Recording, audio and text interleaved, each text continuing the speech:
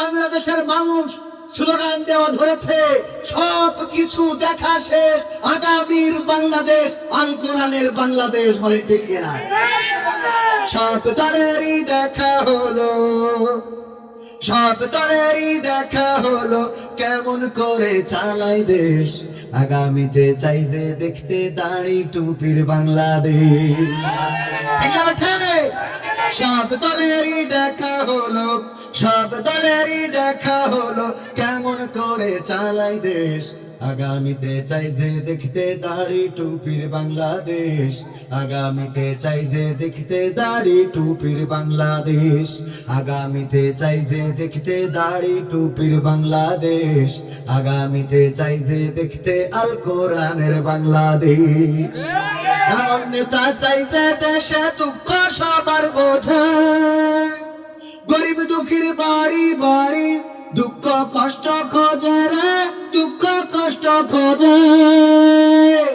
এমন নেতা চাই যে দেশে দুঃখ সবার বোঝে, গরিব দুঃখীর বাড়ি বাড়ি দুঃখ কষ্ট খোঁজে রে, দুঃখ কষ্ট খোঁজে। সব অধিকার ফিরিয়ে দিয়ে, সব অধিকার ফিরিয়ে দিয়ে আনবে দেশে খুশির লেশ। আগামীতে চাই যে দেখতে দাড়ি টুপির বাংলাদেশ। আগামীতে চাই যে দেখতে আল কোরআনের বাংলাদেশ। ভ্রান্ত মতে বাতিল পথে শান্তি খোঁজে যারা, লোকের ভাষায় চোখ থাকিতে অন্ধ বধির তারা রে, অন্ধ বধির তারা। ভ্রান্ত মতে বাতিল পথে শান্তি খোঁজে যারা, লোকের ভাষায় চোখ থাকিতে অন্ধ বধির তারা রে, অন্ধ বধির তারা। ভুলের পথে থাকলে অটল, ভুলের পথে থাকলে অটল, এহ পরকাল হবে শেষ। আগামীতে চাই যে দেখতে দাড়ি টুপির বাংলাদেশ। আগামীতে চাই যে দেখতে আল কোরআনের বাংলাদেশ। দুর্নীতি আর চাঁদাবাজি ভাই চলবে না এই দেশে, রুখে দিতে হবে তাদের আসলে ফ্যাসিস্ট বেশে রে, আসলে ফ্যাসিস্ট বেশে। দুর্নীতি আর চাঁদাবাজি ভাই চলবে না এই দেশে, রুখে দিতে হবে তাদের আসলে ফ্যাসিস্ট বেশে রে, আসলে ফ্যাসিস্ট বেশে। চললে আইন আল কোরআনের, চললে আইন আল কোরআনের, তবেই দেশটা চলবে বেশ। আগামীতে চাই যে দেখতে দাড়ি টুপির বাংলাদেশ। আগামীতে চাই যে দেখতে আল কোরআনের বাংলাদেশ। আগামীতে চাই যে দেখতে দাড়ি টুপির বাংলাদেশ। আগামীতে চাই যে দেখতে আল কোরআনের বাংলাদেশ। জান আপনারা, আগামী দিন বাংলার আকাশে কালেমার পতাকা উড়ুক, বাংলার জমিনে আল্লাহর কোরআন কায়েম হোক, বাংলার জমিনে দিন বিজয় হোক। এই প্রত্যাশা কার কার বুকের মধ্যে আছে? হাত দেখতে চান?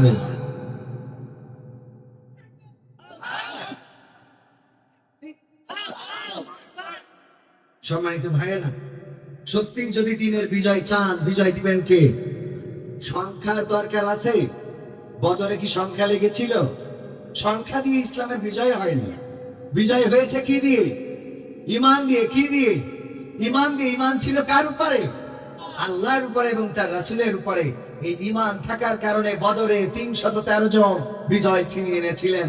এখন যদি আমরা শপথ নিই, জীবন যাই যাবে, রক্ত যাই যাবে, বাংলার জমিনে আল্লাহর জমিনে আল্লাহর দিন কায়েম করে দেব, এই সিদ্ধান্ত নিলে কায়েম করে দিবেন কে? মনের পরিবর্তন কে ঘটাতে পারে? আল্লাহ রাব্বুল আলামিন কেমন করে মনের পরিবর্তন ঘটান?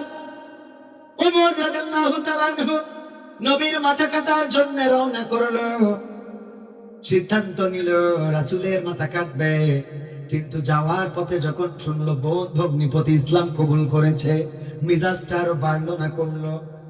মিজাজটা আরো বেশি খারাপ হলো যে আমি যে ইসলাম প্রচার করার কারণে নবী মুহাম্মদ সাল্লাল্লাহু আলাইহি সাল্লামের মাথা কাটতে চাই, সেই ইসলাম আমার ঘরের মধ্যে ঢুকে গেছে।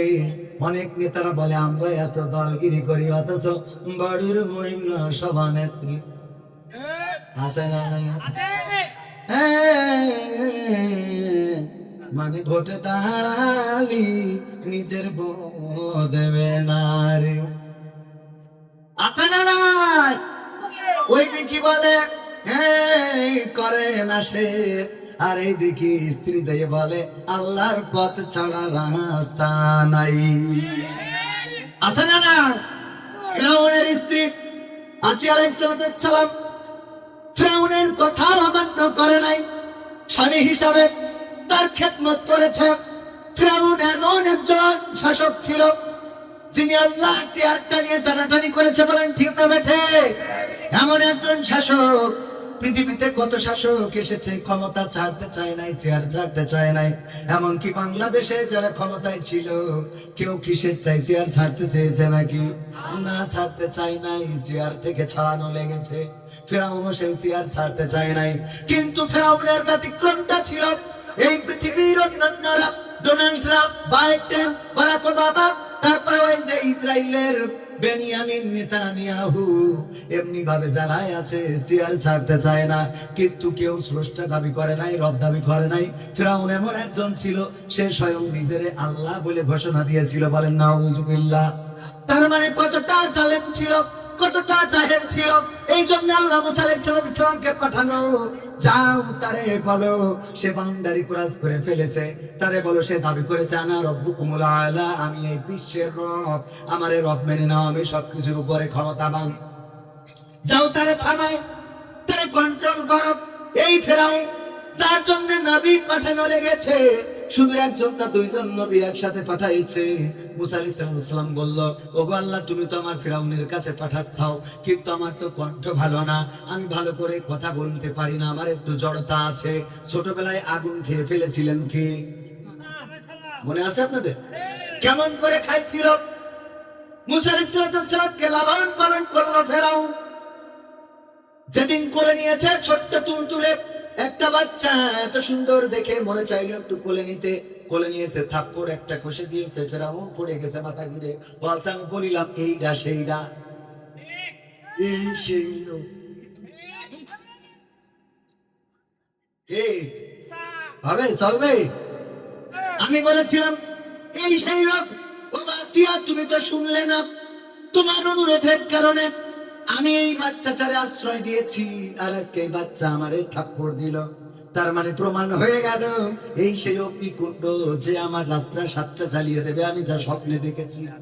কয় দেখো, তুমি এই বাচ্চা শিশুরে এমন খামাখা সন্দেহ করতেছো, ওরে যদি একটা আগুন দাও, সামনের একটা ফুল দাও, দেখা যাবে আগুন না, ফুল না ধরে আগুন ধরে বসে আছে। কয় তোমার কথা মেনে নিলাম, পরীক্ষা করবো।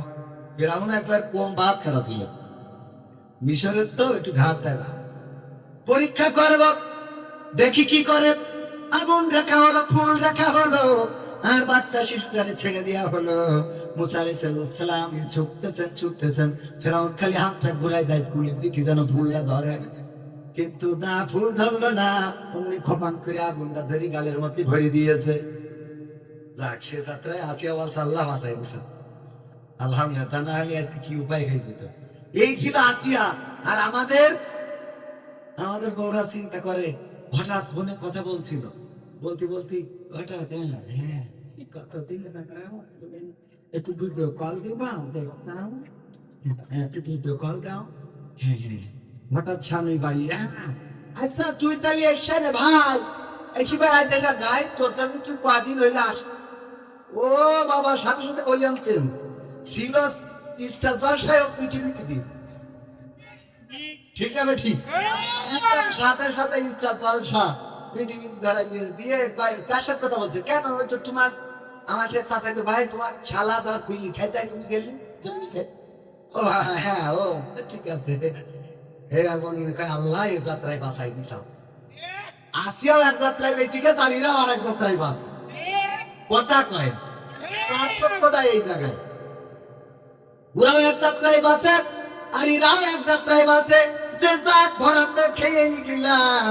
যদি ভিডিও কল মারতো আর আমার স্বামী পিছন এসে যদি দেখতো মরছে কি ডায়গা, তাইলে তো খেলা ফাইনাল রে। ওরাও বলাইছে যাই আল্লাহ বাঁচাইছো, আমার স্বামী বুঝতেও পারে নাই, ধরতেও পারে নাই। আসলে সাল্লাল্লাহু বললেন আল্লাহ বাঁচাই দিলেন। তুমি বাঁচাইছো যে আজকে মুসা আগুনটা ধরেছে, যদি আগুন না ধরতো তাইলে আমার মুসারে আজকে ফেরাউন জীবন্ত মেরে ফেলতো, জীবন্ত কবর দিত অথবা আগুনে ঝলসে দিত, পৃথিবী থেকে নিশ্চিহ্ন করে দিত। মুসা আলাইহিস সালামের এই জন্য জিহ্বায় একটু জড়তা ছিল। মুসা আলাইহিস সালাম বললেন, ও আল্লাহ, তুমি আমারে ফেরাউনের কাছে পাঠাচ্ছাও, আমি তারে যে বুঝাবো, কিন্তু আমার তো কণ্ঠস্বরের অবস্থা, আমার কথা বলার জড়তা আছে।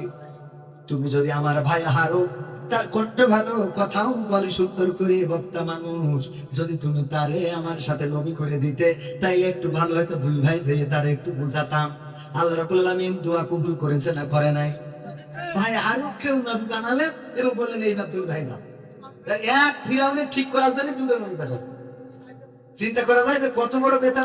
আর মুসা আলাইহিস সালামের উম্মতরা আসলে বেতা, এগের যাই করবে, বসে বসে খায় মান্নার সালোয়া। মান্না সালোয়া কোথা থেকে আসে? জান্নাত থেকে, পার করে খেত দিলে খাও, তাও আরাম হয় না। মুসার ভাই একই খাত তো ভালো লাগে না, একটু পয়সা মাইকে দিতেও না হলে আমরা আমাদের মতো করি, আর তা না হলে আমাদের মতো আমরা চাষ করবো গরু দিয়ে, পেঁয়াজ রসুন লাগাবো, সমস্যা নেই। ঠিক বলছি তো?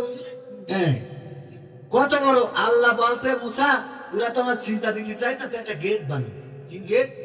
গেট বানাও এমন, ওই যে আপনার যেমন গুলাই ঢুকে আগে ফ্যামিলি করতে, হ্যাঁ, তো ওইভাবে যেন ওরা মানে এমন করবা যাতে মাথা ঢুকানো, এমন কায়দা করি বানো।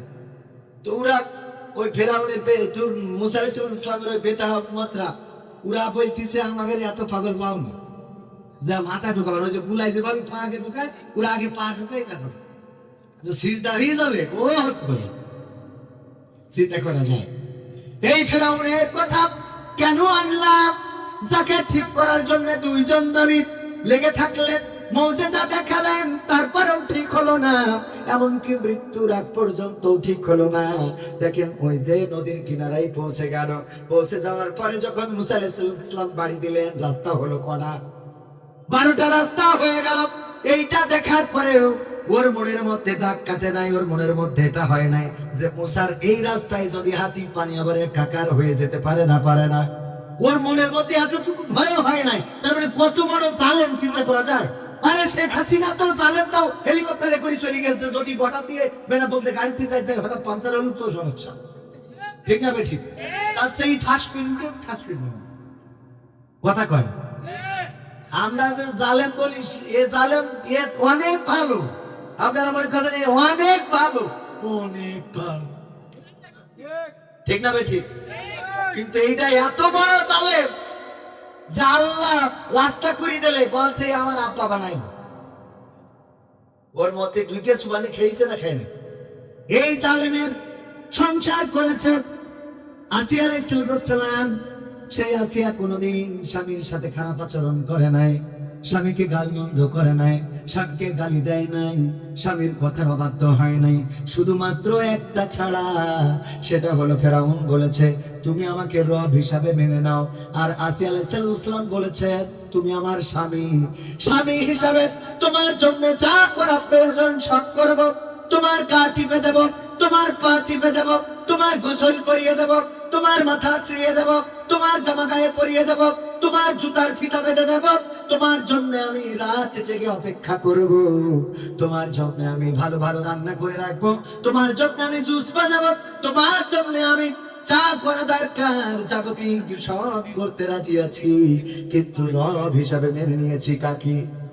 আল্লাহকে রব মেনেছি, সেটার সাথে কোনো আপোষ চলবে না। ওগো ফেরাউন, ওগো ফেরাউন, আমি তোমার মেনে নিলাম, আমি তোমার সব কিছু মেনে নিলাম, শুধুমাত্র একটি মাত্র কথা ছাড়া।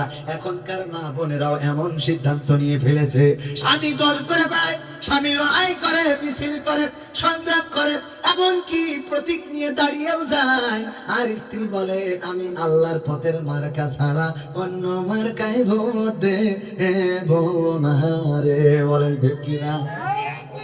মা বোন আছে না নাই? সর্বরাস্ত্রের আছে না নাই? আছে, এবং তৈরি হবে। আল্লাহর পথে যারা চলে তাদের সাথে আমরা আছি না নাই? অনেকেই মনে করে হুজুর এসেছে মনে হয় জামাতের, হুজুর এসেছে মনে হয় চরমনার, হুজুর এসেছে মনে হয় হেফাজতের, হুজুর এসেছে মনে হয় ওই জাতীয় দলের লোক না, হুজুর হলো আল্লাহর দলের লোক। কার দলে? কার দলে? সবাই বলেন কার দলে? আল্লাহর দলের লোক। যারা আল্লাহর দিন এই জমিনে কায়েম করতে চাইবে, প্রতীক যা হয় হোক, নেতা যে হয় হোক, আল্লাহর দল আল্লাহর দিন যে কায়েম করতে চাইবে, আমরা সে যে হয় হোক, আমরা তার পক্ষের লোক। বলেন ঠিক কিনা? ঠিক না ঠিক? যদি কেউ দাড়ি পাল্লা নিয়ে ইসলামের বিপক্ষে চলে যায়, তাই ওই দাড়ি পাল্লার টেঙাতে দেয়া হবে, দেয়া হবে। যদি কেউ হাত পাখা নিয়ে কোরআনের বিপক্ষে কথা বলে, তাই ওই হাত পাখা দিয়ে আর বাতাস খাবো, খাবো। কারণ হাত পাখা যতই হোক, আপনি ইসলামের বিপক্ষে যাবেন, এটা মানা হবে। কথা ক্লিয়ার? আমি কি কোনো রাজনীতির কথা বললাম? বলেছি একটাও রাজনীতির কথা পাবেন না। অস্কর্ব 12টা পর্যন্ত রাজনীতির কথা যদি বলি, বলবেন যে নেই, রাজনীতির কথা কেন বলবেন? কোরআন এসেছে এই সমাজে শান্তি প্রতিষ্ঠার জন্য। ইসলাম মানে কি? তো শান্তি প্রতিষ্ঠা করার জন্য যে কথা বলতে হবে, সেটা তো বলাই লাগবে। এটাকে রাজনীতি বলার কোনো সুযোগ নেই, এটাই আল্লাহর নীতি। কার নীতি? বলেন কার নীতি? কোরআনের সাথে যারা করবে দ্বন্দ্ব, তাদের সাথে কবু হবে না আপোষ। কোরআনের সাথে যারা করবে দ্বন্দ্ব, তাদের সাথে কবু হবে না আপোষ। জেল জুলুম হলেও হবে, জেল জুলুম হলেও হবে, বিবেকের কাছে তবু হব নির্দোষ। আমার রবের কাছে রব নির্দোষ, মহান প্রভুর কাছে রব নির্দোষ। কোরআনের সাথে যারা করবে দ্বন্দ্ব, তাদের সাথে কবু হবে না। কোরআনের কথা যারা বলে চাই আজ, তাদের দমাতে কত ফন্দি। কাউকে ধরে নিয়ে দিয়েছে ফাঁসি, কাউকে রেখেছিল বন্দি। কোরআনের কথা যারা বলে চাই আজ, তাদের দমাতে কত ফন্দি। কাউকে ধরে নিয়ে দিয়েছে ফাঁসি, কাউকে রেখেছিল বন্দি। হক কথা বললেই জ্বলে যায় গাব, কোরআনের কথা সইতে পারে না। হক কথা বললেই জ্বলে যায় গাব, কোরআনের কথা সইতে পারে না। জানি না তাদের আমাদের পরে কেন এত আক্রোশ। আক্রোশ আছে না নাই? জেল জুলুম হলেও হবে, জেল জুলুম হলেও হবে, বিবেকের কাছে তবু রব নির্দোষ। আমার রবের কাছে রব নির্দোষ, মহান প্রভুর কাছে রব নির্দোষ। কোরআনের সাথে যারা করবে দ্বন্দ্ব, তাদের সাথে কবু হবে না। কোরআনের কথায় আজ বলতে গেলে আসছে বাধা কত ভাবে। কোরআন প্রেমিকেরা হাতে রেখে হাত সামনে এগিয়ে যাবে, যাবে না? যাবে না? এখন ইসলাম পন্থীরা এক হচ্ছে, বলেন ঠিক কিনা? চরমনায়, হেফাজত, আলিয়া, কওমিয়া, জামাত, এই জাতীয় পার্থক্য ছিল, কিন্তু এখন ওলামায়ে কেরাম এক প্ল্যাটফর্মে আসছেন, বলেন ঠিক কিনা? এক প্ল্যাটফর্মে আসবেনই, কারণ যারা এক আল্লাহকে ইলাহ মানে, এক কোরআনকে সংবিধান মানে, এক বিশ্বনবী হযরত মুহাম্মদ সাল্লাল্লাহু আলাইহি সাল্লামকে নেতা মানে, তাদের মধ্যে এত বিভেদ থাকবে কেন? যারা বিভেদ করবে, ওরা আল্লাহর রাসূলের উম্মত নয়, ওরা শয়তানের উম্মত, বলেন ঠিক কিনা? কারণ আল্লাহ বলেছেন, ওয়াতাসিমু বিহাবিল্লাহি জামিআ ওয়া লা তাফাররাকু, তোমরা সংঘবদ্ধভাবে, পাঁচকলি টুপি না বাটি টুপি না অন্য টুপি না অন্য পাগড়ি, এগুলো দেখার বিষয় না। সংঘবদ্ধভাবে কার রাজ্য আঁকড়ে ধরো? কার রাজ্য? আল্লাহর রাজ্যকে আঁকড়ে ধরো। এইটা আল্লাহ তাগিদ করেছেন, আর আমরা গুতগুতি কিলাকিলি আমাদের মধ্যে আছে না? আমিও এখন বলতে গেলি তো বাইরে যাই। আমাদের মুস্তারাম মুফতি আমির হামজা ভাই, উনি স্টেজে কথা বলেন, সরল সোজা মানুষ, সাদা সিধা মানুষ, সব ওই যে অনেকেই বলে না যে হক কথা ফক করে বলে ফেলে। উনার সমস্যাটা হলো যে উনার যে ওজন, এই ওজনটা উনি কোনো সময় নিজের মধ্যে এটাকে বাস্তবায়ন বা কায়েম করতে চান না। উনার যে জনপ্রিয়তা বাংলাদেশে, এই জায়গাটা উনি চাইলে খুব স্মার্টলি ধরে রাখতে পারতেন, কিন্তু সেটা না করে উনি পাবলিকলি সবার সাথে সহজে মিশে যান। এটা ভালো যে উনি সরল সাদা সিধা, যা আছে মনে তা বলেন মুখে, যা থাকে মনে তা বলেন কোথায়? মুখে। এই জন্য হুটহাট করে এমন কিছু বলে ফেলেন যে কথাটা নিয়ে মানুষ ট্রল করা শুরু করে দেয়। সাংবাদিক বলেছেন নবী সাল্লাল্লাহু আলাইহি সাল্লামকে, একেবারে মিডিয়া থেকে শুরু করে বাংলাদেশের বক্তা ওলামায়ে কেরাম কাফের পর্যন্ত বানিয়ে দিয়েছে না দেয়নি? আপনি কাফের বললেন, কাফের তো অস্বীকারী, উনি তো অস্বীকার করেন নাই, করেছেন? স্লিপ অফ টাইম হয়ে থাকতে পারে, ভুল করে ফেলেছেন, একটু ভুল হয়তো হয়ে গিয়েছে, আপনি সেটাকে কেন্দ্র করে কাফের কেন বলবেন? আবার একটা ওয়াজ করেছেন আম্মা খাদিজা রাদিয়াল্লাহু তাআলা আনহাকে, যে তিনি নামাজ পড়েন নাই, রোজা করেন নাই, যাকাত দেন নাই, কিন্তু তিনি জান্নাতে শুধু যাবেনই না, আল্লাহ রাব্বুল আলামিন তাকে সালাম জানিয়েছে। বলেন সুবহানাল্লাহ। কথাটা তো উনি ভুল বলেননি। কেন ভুল বলেননি? এটা উদাহরণ দিতে গিয়ে বলি, এই যেমন ভাইজান, আমার ভাইজানের নাম কি? আলতাফ ভাই। আলতাফ ভাই আব্বা বেঁচে আছে না? এখন এলাকায় প্রচার হচ্ছে উনি হুজুর হইলে কি হবে, উনি তো ওনার বাপের খাইতে দেয়, ওনার বাবা খাইতে দেয় না। কথাটা মিথ্যা না সত্য? কথা কয় না, মিথ্যা না সত্য? কিন্তু বাবার খাইতে দেয় না, এটা শোনার পরে অনেকের মিজাজ খারাপ হয়েছে না? হুজুর আলতাফ এত বড় দাড়ি মেহেদি দিয়া, মাথায় টুপি, সরবরার মুড়ি, অথচ সে কেমনে বাবারে খাইতে দেয় না? এটা মেম্বারিতে দাঁড়াইছে, ডাইরেক্ট বিপক্ষে বলছি। এরকম হয় না? হয় না? তো বাপ যে নেই এটা যাচাই করবেন না? তো খাদিজা রাদিয়াল্লাহু তাআলা আনহা যাকাত দেন নাই, নামাজ পড়েন নাই, হজ করেন নাই, এটা যে কেন করেন নাই এটা যাচাই করবেন না? কারণ তখন এগুলো ফরজই হয়, তখন এইগুলোর বিধানই আসে নাই। তো বিধান আসে নাই তাই করে নাই। তো এই জন্যই এইটাকে বলাকে কেন্দ্র করে আপনারা নেগেটিভ ভাবে উপস্থাপন করছেন। এগুলো কেন?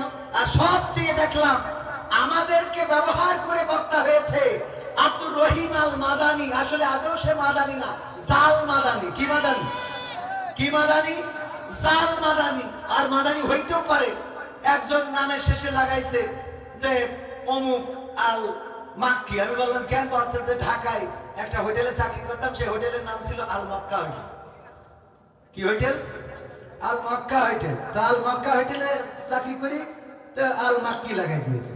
হ্যাঁ, দেখা যাচ্ছে যে আজহারি ভাই আমাদের আজহারে পড়িছে, তাই আর একজন দেখা গেল যে কোনোভাবে নাম আজহারি লাগাইছে। জিজ্ঞেস করলাম কেন? বলছে যে আজহারি লাগাবার দেখি, এই জন্য কি নামের শেষে একটা টাইটেল, একজন নামের শেষে লাগাইছে কাতার, অমুক হুজুর কাতার। কাতারি কেন? তো কাতারে ছিল, তো কাতারে ছিল বলে কাতারি লাগাইতে হবে? এটা কি একটা ভালো সম্মানজনক হইল? আমি বললাম, আমার মাঝে মাঝে অনেকেই বলে যে আপনার নামের শেষে এরকম আজাদি, জিহাদি, তারপরে মাক্কি, মাদানি পাওয়া যায় না। আমি বলছি আমি কোনোদিন যদি উগান্ডায় যেতে পারি, এসি লাগাবো কবির বিন সামাদ উগান্ডি। কি একটা টাইটেল একটু আনকমন হওয়ার দরকার আছে না? আছে না? না, একটু আনকমন। তুফানি, এক বক্তা, আল্লাহ মাফ করুন, এটা বলতেই হচ্ছে নামের শেষে তুফানি। তুফান বোঝেন তো? তুফান মানে কি? ঝড়, টর্নেডো, এগুলো তো। তো কি তুফান বানাইলো আল্লাহ জানে, যে তার নামের শেষে তুফান। এই যে মাদানি লাগাইছে, জাল মাদানি, কোন মদিনায় যেই পড়িছে, কোন ভার্সিটিতে পড়েছে, এবার ফতোয়া শুরু করেছে আমির হামজাকে জাহেল, জালেম, ফাসিক, কাফের, যা মনে চায় তাই বলে যাচ্ছে। এগুলো বলার জন্য তো হুজুরদেরকে শ্রোতারা নিয়ে আসে না, নিয়ে আসে। আপনার কাছ থেকে দুটো ভালো কথা শুনতে চাই, দুটো মিষ্টি কথা শুনতে চাই, দুটো দিনের কথা শুনতে চাই, দিনের বয়ান শুনতে চাই, যেটা শুনলে কাজে লাগবে, পরকালে জাহান্নাম থেকে মুক্তি পেয়ে জান্নাতে যাওয়া যাবে, আল্লাহ রাসূলের ভালোবাসা অর্জন করা যাবে, আল্লাহকে পাওয়া যাবে, সেই কথাগুলো শুনতে চাই। আজকে মহাজের স্টেজগুলো আমরা এই বানাই ফেলেছি। এখন আমিও তো সেই থেম কাজই করলাম, কারণ ওদের ঠিক করতেছি, আমার ওদের বিরুদ্ধে আমও কি তার বাইরে? এখন উপায় কি? উপায় হলো সবাই চুপচাপ আস্তে করে ফিরে আসে। সবাই কি করি? তওবা করি, ফিরে আসি। আমিও তওবা করি, আল্লাহ কবুল করুন, বলেন আমিন। সূরা আল আনআম থেকে তেলাওয়াত করেছি ৭৯ নম্বর আয়াত। মনে আছে আপনাদের? মনে আছে? পড়েন, ইন্নী ওয়াজ্জাহতু ওয়াজহিয়া লিল্লাযী ফাতারাস সামাওয়াতি ওয়াল আরদ হানিফান ওয়া মা আনা মিনাল মুশরিকিন। আমরা কোথায় পড়ি আয়াত? যাই নামাজের দোয়া হিসাবে। কিন্তু জানি না এই আয়াতটা কোথায় নাজিল হলো, কেন নাজিল হলো, এই আয়াতটার শুরু কোথায়, কেন আবার কোরআনে অন্তর্ভুক্ত করা হলো, কেন কেন নবীর মাধ্যমে জানিয়ে দেওয়া হলো? এই কথাগুলো বলেছিলেন হযরত ইব্রাহিম আলাইহিস সালাম। কখন বলেছিলেন? যখন তিনি পথের দিশা চেয়েছিলেন, পথ খুঁজছিলেন, কেমন করে পথ পাওয়া যায়। বাবাকে জিজ্ঞাসা করলেন, বাবা আমাদের রব কে? বললো আমাদের রব হলো এই মূর্তিগুলো। আমাদের রব হলো কে? ফেরাউন, নমরুদ। আমাদের রব কে? নমরুদ। আমাদের রব, আমাদের ইলাহ হলো নমরুদ। কয় নমরুদের রব কে? কয় এই যে মূর্তিগুলো। কয় এই মূর্তিগুলো তো তুমিই বানাও। কয় আমি বানাইলে কি হবে? এইগুলো আমাদের ইলাহ, এইগুলো ভালো করে মন্দ করে, এইগুলো আমাদের সুখ শান্তি নিশ্চিত করে। ইব্রাহিম আলাইহিস সালাম চিন্তা করলেন এটা তো সঠিক উত্তর নয়, কারণ আমার বাবা যেই মূর্তিগুলো বানান সেই মূর্তিগুলো কেমন করে আবার রব হতে পারে, কেমন করে ভালো মন্দের বিচার করতে পারে। পথ খুঁজতে লাগলেন।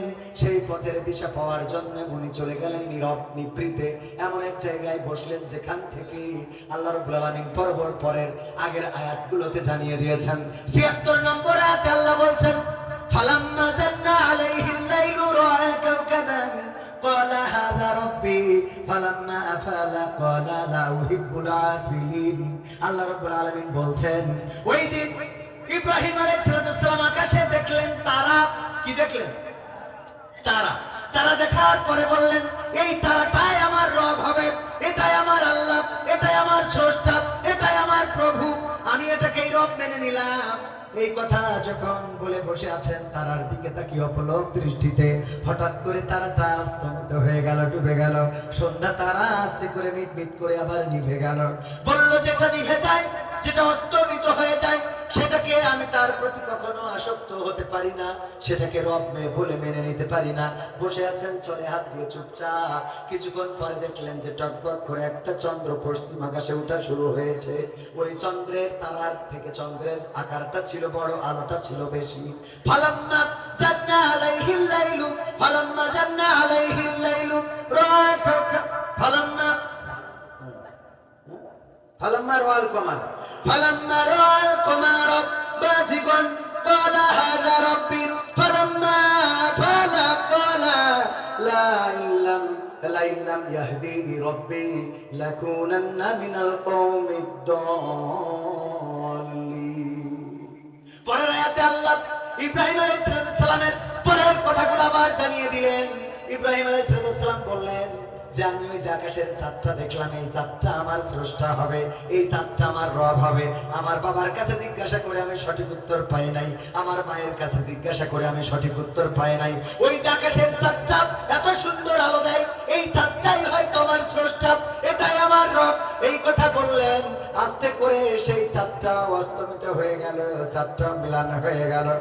আল্লাহ সেটাও রেকর্ড করে দিলেন। আল্লাহ বলছেন, এবার ইব্রাহিম পূর্ব দিগন্তে সূর্য উদয় হতে দেখলো। ফালাম্মা রাআ শামসা, সূর্য উদয় হতে দেখলো। দেখার পরে বললো এটাই আমার রব।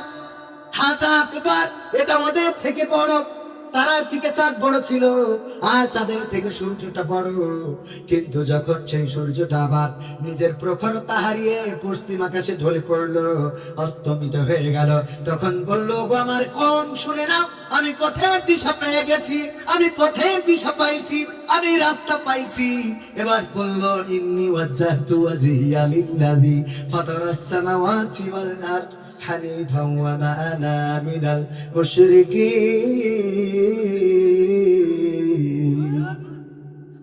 এবার বললেন, ওগো জাতি, ওগো আমার জাতির লোকেরা, ওগো আমার কওমের লোকেরা, তোমরা শুনে নাও। এতদিন ধরে মনে করেছিলাম এইটা ছাড়া উপায় নাই, এতদিন ধরে মনে করেছিলাম এইটা ছাড়া উপায় নাই, এতদিন ধরে মনে করেছিলাম এইটা ছাড়া উপায় নাই। কি কি বলেছি বুঝে নেন, এত বুঝাতে যাব না, কিন্তু এখন বুঝলাম রে এইটা ছাড়া উপায় নাই। ভাইরা আমার সব পূজা হয়ে গেছে রে।